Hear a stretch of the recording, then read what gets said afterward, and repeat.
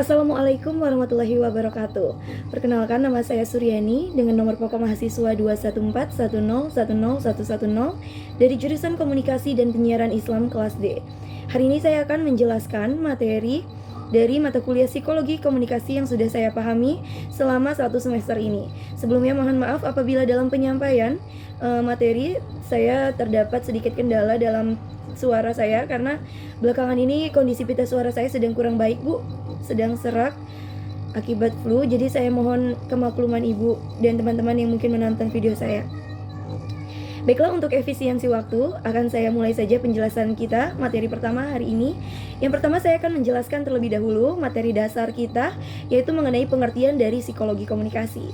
Yang pertama, saya akan menjelaskan bahwa seperti yang kita ketahui bahwa psikologi komunikasi, psikologi dari kata psikologi merupakan suatu mata kuliah yang materinya menjurus kepada bagaimana kita memahami karakteristik seorang manusia dan bagaimana kondisi mentalnya serta juga emosional dalam diri manusia. Kemudian dalam pengertian komunikasi sendiri, komunikasi itu merupakan interaksi yang terjadi antara satu manusia dengan manusia lain atau manusia dengan kelompok dengan kelompok yang di dalamnya terdapat pesan dengan disampaikan melalui media tertentu, dan juga kita di dalamnya itu terdapat suatu interaksi atau timbal balik. Seperti itu dasarnya. Lalu yang berikutnya saya akan menjelaskan kepada Anda mengenai pendekatan dalam psikologi komunikasi. Yang pertama ada psikologi analisis. Jadi dalam psikoanalisis ini memandang bahwa manusia itu pada dasarnya memiliki suatu kemauan atau kebutuhan yang pada dasarnya selalu ingin dipenuhi. Nah, kemudian dalam psikoanalisis ini terdapat 3 unsur, yaitu dari id, ego, dan superego. Yang pertama, saya akan menjelaskan kepada Anda mengenai id. Jadi id ini merupakan ada di dalam diri manusia. Dia itu lebih kepada naluri hewani manusia yang ingin selalu kebutuhannya kan pada dasarnya selalu ingin terpenuhi. Namun di id ini kebutuhan hewani atau lebih menjurus kepada hal yang negatif. Nah, kemudian ego ini sebagai mediator atau sebagai penyampai daripada id menuju ke superego. Nah, superego ini sebagai penetralisir atau penahan daripada keinginan buruk id untuk melakukan sesuatu. Jadi seperti contoh yang sudah dijelaskan oleh Ibu pada pertemuan-pertemuan sebelumnya. Contoh yang pertama itu ketika kita ingin melakukan berbuka puasa, ketika kita sedang berpuasa, kita ingin berbuka secara diam-diam. Itu yang keinginan kita untuk berbuka secara diam-diam itu melupakan id. Itu adalah id-nya. Kemudian disampaikanlah kepada ego. Ego ini yang menyampaikan kepada si superego. Superego ini yang menahan diri kita untuk tidak melakukan buka puasa secara diam-diam dengan berpikir memang benar bahwa orang lain tidak mengetahui bahwa kita tidak berpuasa, tapi Allah itu maha melihat, Allah maha tahu. Akhirnya kemudian kita keinginan untuk berbuka itu kembali kita tahan. Seperti itu. Kemudian setelah psikoanalisis kita akan lanjut kepada pendekatan behaviorisme. Behaviorisme itu artinya memandang bahwa psikologi manusia itu dapat berubah atau mengikuti tergantung pada lingkungannya. Seperti contoh, ketika seorang anak kecil yang menangis, pada awalnya kita berikan sebuah ponsel. Namun pada pertama kali kita berikan ponsel kepada anak itu atau balita itu, anak itu akan tetap menangis karena belum mengerti apa maksud dari ponsel ini. Kemudian pada berikutnya lagi kita tunjukkan kepadanya bahwa ponsel ini memiliki kegunaan seperti menonton YouTube. Akhirnya seiring waktu ketika kita memberikan ponsel kembali kepada anak, sang anak itu akan diam secara otomatis. Nah, itulah yang menyebabkan mengapa anak-anak zaman sekarang, anak-anak di masa sekarang lebih banyak yang bergantung kepada ponsel pintar mereka. Nah, kemudian setelah pendekatan behaviorisme, kita akan masuk ke dalam pendekatan psikologi kognitif. Jadi, psikologi kognitif ini memandang bahwa manusia itu adalah homo sapiens, yaitu manusia yang memiliki kemampuan untuk berpikir dan memilih di dalam hidupnya sendiri. Seperti contoh, ketika saya mengaktifkan alarm di pukul 6 pagi. Nah, kemudian keesokan harinya alarm itu berbunyi. Nah, kemudian di dalam pikiran saya akan memilih untuk apakah saya akan memilih untuk mematikan alarm tersebut dan melanjutkan tidur, ataukah saya akan mematikan alarm itu untuk melanjutkan aktivitas saya. Semua tergantung kepada diri saya. Itulah yang kita sebut sebagai psikologi kognitif, bagaimana manusia itu memiliki kemampuan untuk berpikir. Yang berikutnya, yang terakhir itu ada psikologi humanistik. Jadi psikologi humanistik ini adalah psikologi yang secara subjektif atau tergantung pada masing-masing orang. Sebagai contoh, ketika saya memilih jurusan yang sesuai dengan minat dan bakat yang saya miliki, itu yang kita sebut sebagai psikologi humanistik. Baiklah, lanjut saja. Kita masuk ke dalam pembahasan berikutnya, yaitu komunikasi intrapersonal. Dari awalnya kita sudah tahu kan bahwa komunikasi itu adalah interaksi. Nah, kemudian kata intrapersonal itu berarti adalah komunikasi yang terjadi dari diri kita sendiri dan untuk diri kita sendiri juga. Jadi diri kita ini berperan sebagai komunikator dan juga komunikan. Jadi dalam pesan komunikator atau pesan dari komunikasi intrapersonal, yang mengetahui itu adalah hanya diri kita sendiri dan Tuhan, seperti itu. Nah, kemudian saya akan menjelaskan proses terjadinya komunikasi intrapersonal. Yang pertama, dalam proses terjadinya komunikasi intrapersonal itu yang pertama ada yang namanya sensasi, persepsi, memori, dan cara berpikir. Yang pertama saya akan jelaskan mengenai sensasi. Sensasi itu adalah rangsangan awal yang kita terima di panca indera kita. Kemudian persepsi itu adalah respon daripada rangsangan yang kita terima. Dan memori ini cara kita kemudian mengingat, meresapi rangsangan yang kita terima. Dan yang terakhir itu adalah cara berpikir kita, atau bagaimana kita memproses daripada sensasi, persepsi, dan juga memorinya. Sebagai contoh, yang pertama, ketika misalnya saya menggunakan contoh yang sudah saya sebutkan pada ujian tengah semester sebelumnya, itu misalnya Bu Elisa Budianti memasak seblak. Nah, seblaknya itu rasanya itu berbeda-beda. Misalnya saya bertiga dengan teman saya mencoba seblak yang disajikan oleh Bu Elisa. Saya menerima sensasi pertama saya memakan daripada seblak yang Ibu sajikan. Saya merasa bahwa seblaknya pedas, seblaknya enak. Namun sensasi yang kami terima itu semuanya sama, ya, sama semua rasanya pedas, seperti itu. Kemudian persepsi itu respon yang muncul daripada masing-masing orang, daripada saya dan dua teman saya yang lain ini. Saya merespon bahwa seblak Bu Elisa ini rasanya enak. Namun kemudian kedua teman saya yang lain memiliki perspektif atau persepsi yang berbeda. Bagaimana cara pandang itu? Jadi persepsi itu lebih kepada cara pandang, ya, secara sederhananya. Saya memandang bahwa seblak Bu Elisa ini rasanya enak, namun dua teman saya yang lain mengatakan kebalikannya. Kemudian memori, kita menyimpan rasa tersebut, kita mengingat rasanya seblak Bu Elisa ini enak menurut saya. Kemudian pada proses yang terakhir itu cara berpikir. Kemudian saya menyimpulkan bahwasanya bukan berarti seblak Bu Elisa ini tidak enak, hanya saja mungkin selera saya dengan dua teman saya yang lain ini berbeda. Saya memang menyukai rasa pedas, namun teman saya tidak. Akhirnya kami menyimpulkan bahwa seblak Bu Elisa ini enak, namun selera kami saja yang berbeda. Seperti itu. Masuk ke pembahasan berikutnya, saya akan menjelaskan mengenai faktor yang mempengaruhi persepsi. Jadi yang pertama ada faktor fisiologis. Nah, faktor fisiologis ini adalah faktor yang mempengaruhi persepsi itu bergantung pada kekurangan daya daripada panca indera kita. Sebagai contoh, ada seorang siswa bernama Susi. Susi ini matanya minus. Akhirnya untuk mengatasi kekurangan dari matanya tersebut, akhirnya dia harus duduk di bangku paling depan agar dia bisa lebih memahami materi yang dijelaskan di papan tulis. Yang kedua ada faktor perhatian. Nah, dalam faktor perhatian ini, sebagai contoh, bagaimana persepsi itu dapat berubah sesuai dengan perhatian kita. Kita berfokus kepada suatu tujuan, namun mengabaikan tujuan yang lain. Sebagai contoh, saya suka dengan mata kuliah psikologi komunikasi.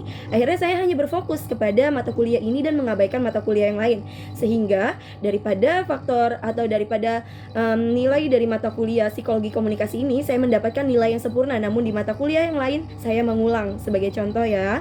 Nah, kemudian yang ketiga ada faktor fungsional. Dalam faktor fungsional, sebagai contoh, seorang siswa atau seorang mahasiswa yang selalu fokus dengan mata kuliah yang sedang dijelaskan oleh dosennya sejak awal, hasil daripada perkuliahan tersebut atau hasil akhir penilaiannya tentu akan berbeda dengan mahasiswa yang tidak memperhatikan sejak awal mata kuliah dijelaskan oleh dosen pembimbing atau dosen mata kuliahnya. Nah, kemudian yang terakhir itu ada faktor struktural. Jadi dari katanya saja kita sudah tahu bahwa faktor ini adalah faktor yang terstruktur. Jadi sebagai contoh, pada perkuliahan pertama kali saya bertemu dengan Bu Elisa, saya menganggap bahwa Bu Elisa ini pada awalnya adalah orang yang galak.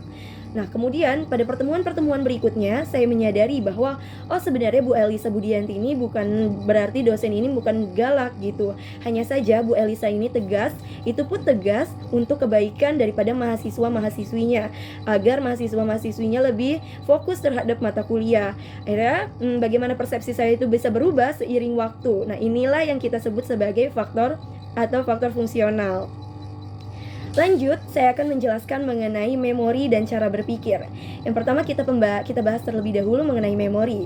Jadi, memori seperti kita ketahui itu artinya adalah ingatan ya teman-teman. Jadi dalam memori itu ada yang namanya perekaman, tahapannya ada perekaman, penyimpanan, dan pemanggilan.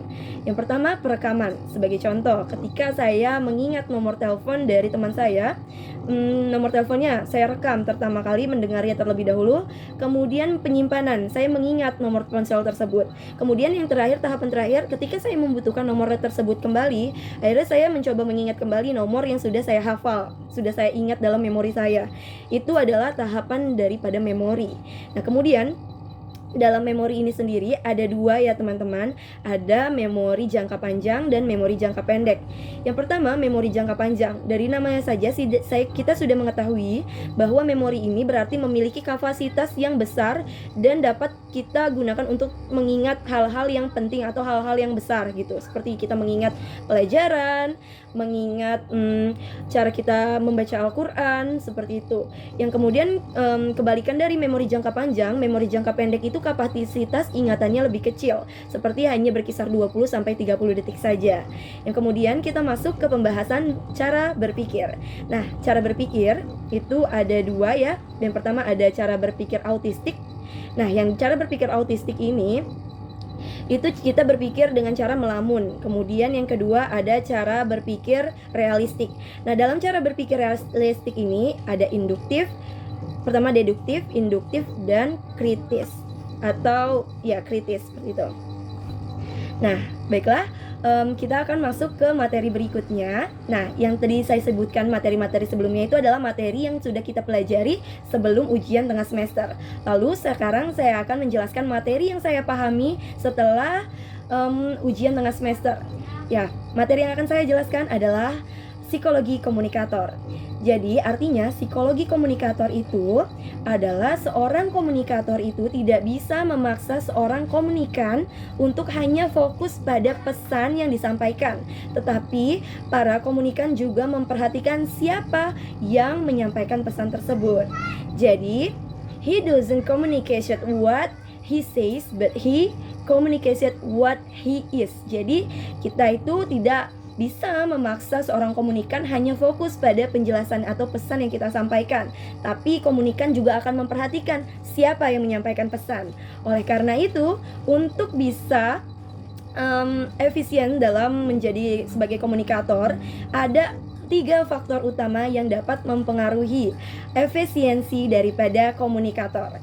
Yang pertama adalah kredibilitas.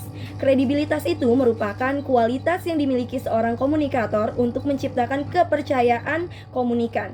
Yang kedua ada atraksi. Jadi atraksi itu daya tarik yang dimiliki seorang komunikator, biasanya berupa daya tarik fisik. Yang ketiga ada kekuasaan. Nah, kekuasaan ini adalah kemampuan yang dimiliki seorang komunikator untuk menciptakan ketundukan daripada seorang komunikan, agar komunikan lebih tunduk atau lebih percaya pada pesan-pesan yang disampaikan oleh si komunikator tersebut. Sebagai contoh teman-teman, agar bisa lebih teman-teman pahami, ya yang pertama saya akan mencontohkan sebagai orang tua. Jadi ketika orang tua itu menyampaikan amanatnya kepada seorang anak, tentu kita akan mengetahui terlebih dahulu kredibilitas daripada orang tua. Orang tua itu kualitasnya yang baik itu seperti apa? Orang tua yang baik biasanya pesan yang diberikan kepada anaknya itu akan lebih mudah diterima oleh sang anak.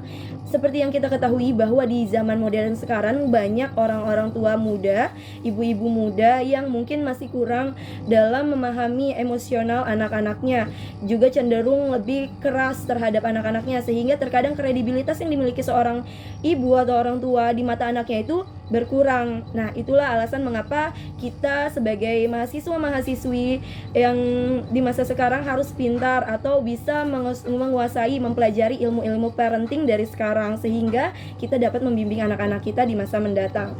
Yang kedua, atraksi. Bagaimana daya tarik orang tua itu untuk menarik perhatian anak-anaknya untuk memperhatikan pesannya. Yang kemudian yang faktor terakhir kan tadi yang saya sebutkan, kekuasaan. Nah, kekuasaan itu bagaimana orang tua itu bisa menciptakan ketundukan terhadap anaknya. Jadi anak-anak itu lebih patuh dan mendengarkan daripada pesan-pesan amanat yang disampaikan oleh orang tuanya. Seperti itu. Itu adalah dari pesan atau itu adalah materi dari psikologi komunikator. Yang terakhir, saya akan menjelaskan mengenai psikologi pesan. Jadi hal mendasar daripada psikologi pesan ini adalah bahasa. Jadi bahasa itu merupakan kalimat penyampai daripada pesan yang kita sampaikan daripada komunikator kepada komunikan. Nah, kemudian faktor apa saja yang mempengaruhi dari psikologi pesan itu sendiri? Yang pertama, ada organisasi pesan. Itu adalah cara penyampaian atau cara penyajian pesan yang kita berikan kepada komunikan. Yang kedua adalah struktur pesan. Itu adalah cara menyusunnya, cara menyusun informasi pesan yang kita sampaikan kepada komunikan. Dan yang terakhir adalah amanat atau pesan apa yang kita sampaikan kepada si komunikan agar komunikan itu mau menerima pesan yang kita sampaikan. Nah, kemudian untuk komunikasi psikologi pesan ini, dalam psikologi pesan ada dua pesan yang kita tahu secara mendasar. Itu ada pesan formal, pesan verbal dan pesan non-verbal. Nah, seperti yang kita ketahui bahwa pesan verbal itu adalah pesan yang disampaikan secara lisan, secara langsung. Pesan verbal yang kita sampaikan ini seperti saya menyampaikan materi, ini kita sebut sebagai pesan verbal. Kemudian untuk pesan non-verbal sendiri itu adalah pesan yang tidak disampaikan langsung melalui lisan dan tulisan, tapi disampaikan melalui perilaku, kebiasaan, simbol-simbol, cara berpakaian, dan lain sebagainya. Baiklah, cukup sekian penjelasan yang dapat saya sampaikan. Saya harap Ibu dosen, Bu Elisa Budianti dapat menerima video ini dalam keadaan yang baik. Terima kasih atas perhatiannya. Saya ucapkan wassalamualaikum warahmatullahi wabarakatuh.